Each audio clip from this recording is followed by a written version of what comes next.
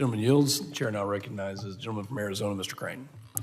Thank you, Mr. Chairman. I want to read a headline that was posted about 30 minutes ago on Fox News and a little bit of the article and have you respond to it, sir.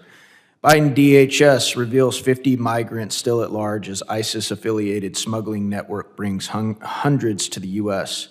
The Department of Homeland Security has identified over 400 individuals brought to the U.S. from Eastern European and Central Asian countries by an ISIS-affiliated smuggling network in the past several months, a DH senior official confirmed to Fox News on Wednesday.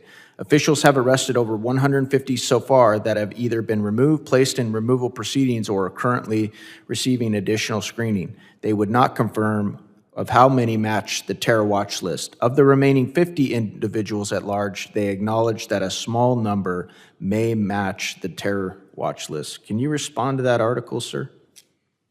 So I'll give this generally the same response I gave before, which is, subject to the classified briefing that you'll receive on this, which I know has already been scheduled, which is that my understanding is that while there was a smuggling network and there are a certain number of individuals who came to the smuggling network.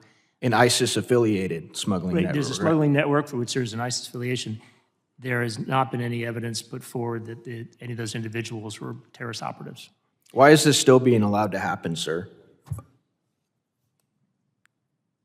Why is the smuggling network being allowed to happen? Yeah, I mean, why are we consistently seeing stories like this? I can tell you that we are very focused on the smuggling networks, and our colleagues at HSI and FBI and others are zeroing in on these networks. And a lot of what we've done at DHS is to work with the FBI to get a clear understanding of the networks out there. And this is, we spend a lot of time helping to clarify the picture of what the networks are so that we can anticipate whether any of those networks are involved in terrorism. And I appreciate that you guys are doing that, but wouldn't you say, sir, that you can have all the intelligence in the world, but if you don't have leaders who are willing to execute on that intelligence, it doesn't really matter, does it? Well, also, what you do need also, and this is one thing I think it's important, and you asked about what I need or we need, we could use more resources to vote to the border, both DHS but also INA. The more people we have down there interviewing folks along the border, the more likely we're going to find out about bad actors coming across. And you say that because you know that your headshed, your leadership, won't actually change any of the policies, right? I say that because that's a truism, that right now we're operating with relatively scant resources. Let me ask you this then. Would we need to surge more people to the border, the same exact southern border that we've had now, if your administration was actually doing its job in protecting the American people?